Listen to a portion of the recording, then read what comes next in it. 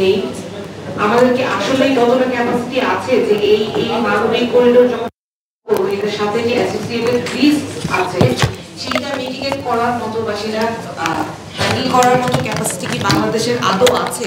আমরা মানবিক হতে গিয়ে যদি আমরা আমাদের প্রতি একটা থ্রেট, আমাদের ভূ রাজনৈতিক যে অবস্থান সেইটাকে একটা থ্রেডের মধ্যে ফেলে দেই, সেটা কি আসলেই সমীচীন হবে? আমরা যেখানে এখন বাংলাদেশকে পরাশক্তির হাত থেকে মুক্ত করার চেষ্টা করছি, আমাদের যেখানে ফোকাস হচ্ছে পরাশক্তির হাত থেকে দেশকে মুক্ত করার জন্য একটা স্ট্রং আইডিয়া নীতি বানানো, সেইখানে যদি আমরা এই ধরনের একটা মানবিক করিডোর সৃষ্টি করি, তার কারণটা কি? আমি আসলে বুঝতে চেষ্টা করছি যে এই মানবিক করিডোর যে আমরা দিতে নীতিগতভাবে সম্মত হয়েছি বলে আমাদের অন্তর্বর্তীকালীন সরকার জানিয়েছেন, এই নীতিগত সমর্থনের কারণটা কি?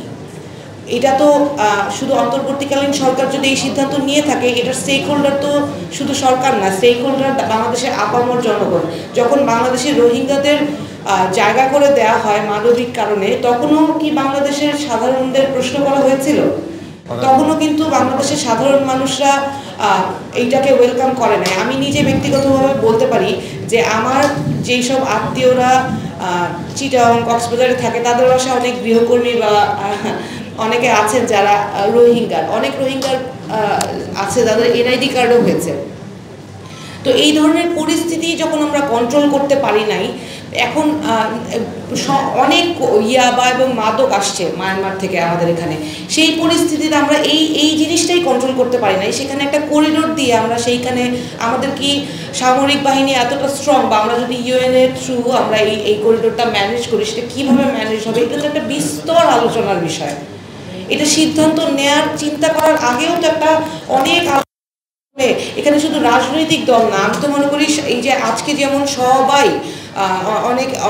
অনেক ধরনের নলেজেবল পার্সনরা এখানে এসে উপস্থিত হয়েছেন, সবার সাথে আলোচনা করে এই ধরনের একটা সিদ্ধান্ত নেওয়া উচিত, যাতে বাংলাদেশে কোনো পরাশক্তি কোনোভাবেই আর আমাদেরকে কোনো হুমকির মধ্যে ফেলতে না পারে। তারপর আমার একটা বেসিক কোশ্চেন, এই যে আমি যেহেতু লিগ্যাল ব্যাকগ্রাউন্ডের, আমি জানতে চাচ্ছি যে এই যে হিউম্যানিটেরিয়ান করিডোর, এটার জন্য তো একটা দ্বিপাক্ষিক চুক্তির বিষয় আছে।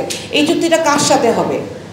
এটা তো জান্তা সরকার, যদি আমি আরাকান আর্মিদের জন্য আমি যদি এই সুবিধাটা দেওয়ার চেষ্টা করি, তাহলে যদি তাদের সাথে চুক্তি হয়, তারা কি অথরাইজড?